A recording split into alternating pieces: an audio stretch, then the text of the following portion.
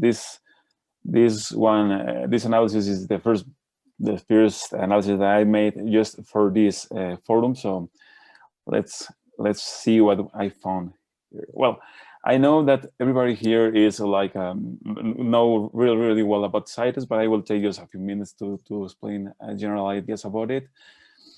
Well, CITES is the Convention on International Trade of Endangered Species of Wild Fauna and Flora, and it has 3 appendices, and it manages and regulates about 39,000 species.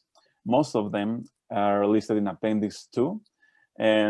Generally, trade from wild it's allowed, and about 1,000 species are listed in Appendix 1, and generally trade from wild is forbidden except for special cases.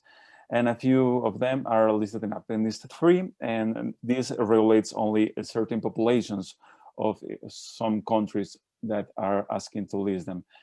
And there are about 183 parties. And at national level, it works with scientific management and law enforcement authorities. The scientific authorities are in charge of emission of NDS, like there are findings about sustainability for the trade, for the international trade, and the management authorities about, they manage all the expedition of CITES permits, and law enforcement authorities, they have in charge border verification of these CITES permits. In Mexico, well, we have the scientific authority in CONABIO, and I'm working with a team of the scientific authority in Mexico. So you will see this small logo all around the presentation.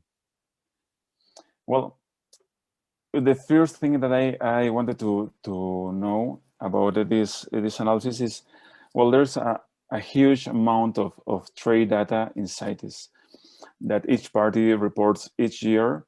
So all listed species in CITES should be, if you are trading with them, you should have a report of all the species that you were traded, and these are collected by a central database, and it's information that's available to all public. I just tried to collect and analyze this information, and well, it was quite huge. It's a huge database to analyze and see some patterns.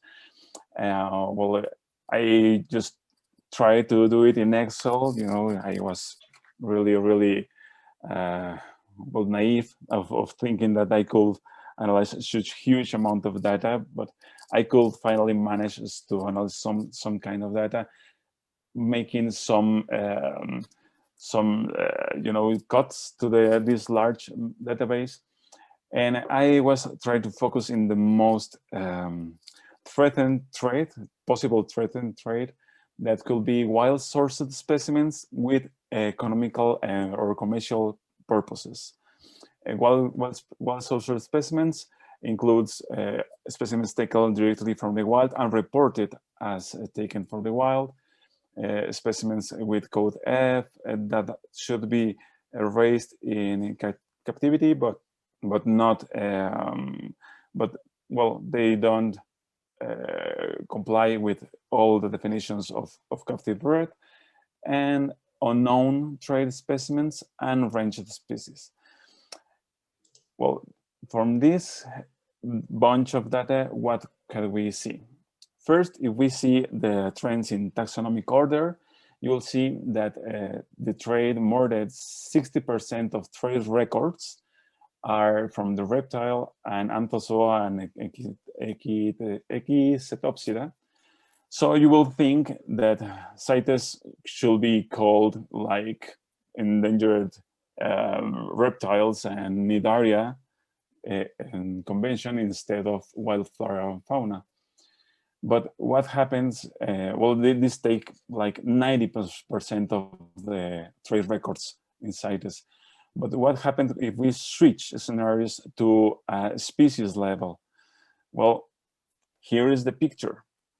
From these 5 years of data, there are some species that are taking enormous amounts of trade records in CITES.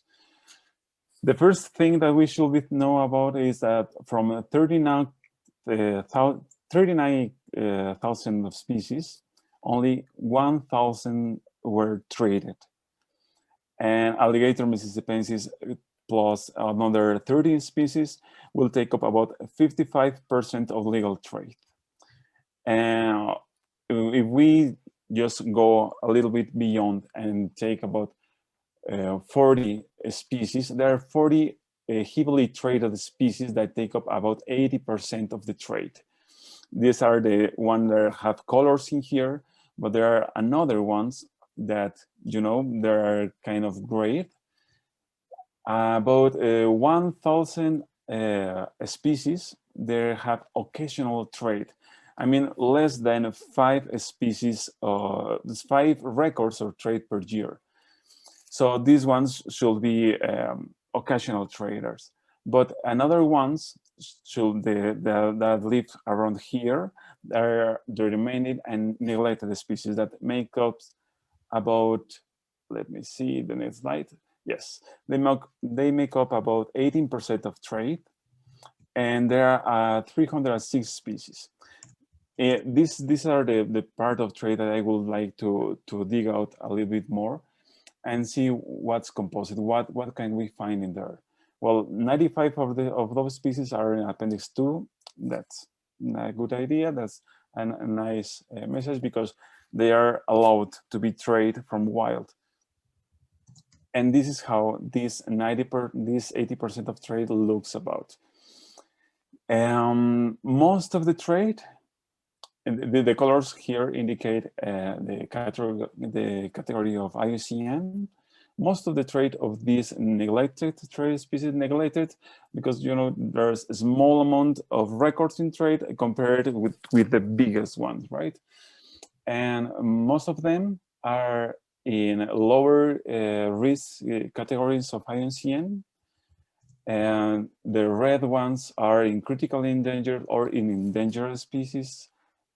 So let's look at, I just have time to take a few examples of each one of these groups, of the really red ones, green and blue ones, to see how are they treated in CITES. There are a lot of activities under CITES framework that can enhance the way that these species are regulated in international trade, and also support to national implementation of CITES.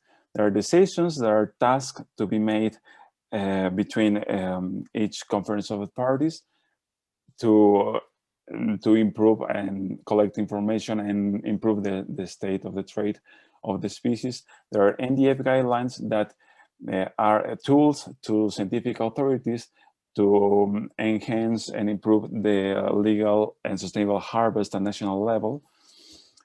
And there are periodic review that are some activities that should be review the state of trade and conservation of species in order to see if they are correctly reflected in the appendix. I mean, they have the right regulation of the appendix. And there are significant trade that this process in CITES has toots. It's what's called, more or less, because if you don't comply with recommendations that are out of this kind of process, you can go even into ban your legal trade. A recommendation to suspend trade with that party that doesn't comply with these recommendations.